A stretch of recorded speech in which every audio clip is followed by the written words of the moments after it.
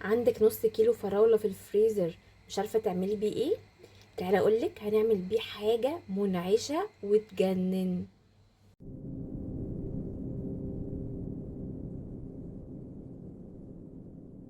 هجيب بقى الكبة بتاعتي، هحط فيها الفراولة، تقريبا ده نص كيلو.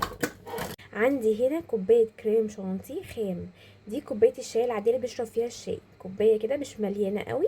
هنزل بيها على الفراولة.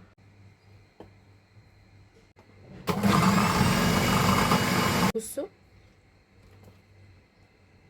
انا هنا بدأت اعمل ايه، عرفتوا انا هعمل ايه؟ انا هنا بدأت اعمل ايس كريم. انا عايزة احليها بقى، فانا عندي كذا اختيار، يا اما هحط عسل ابيض يا اما هحط سكر باودر. انا حبيت احط حليب مكثف محلى، ده كنت انا عاملاه في البيت، هحط لكم الطريقه في الكومنتات. هزود كمان 2 باكيت فانيليا. هقفل بقى واضرب كويس جدا.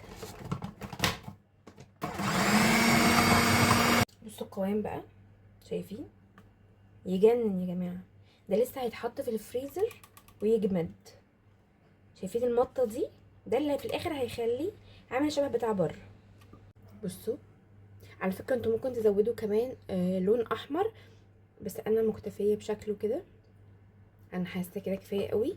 ممكن كمان تجربوه بكذا نوع فاكهه، يعني ممكن مانجا، ممكن خوخ، اي فاكهه هتجمدوها في الفريزر وتعملوا بقيه الحاجات اللي انا عملتها، هتديكوا في الاخر ايس كريم احلى كمان من الجاهز. هشيله بقى في الفريزر وفي الاخر هوريكم شكله بقى عامل ازاي لما يجمد. بصوا بقى انا كده طلعته من الفريزر، تقريبا قعد في الفريزر 6 ساعات. بصوا بقى،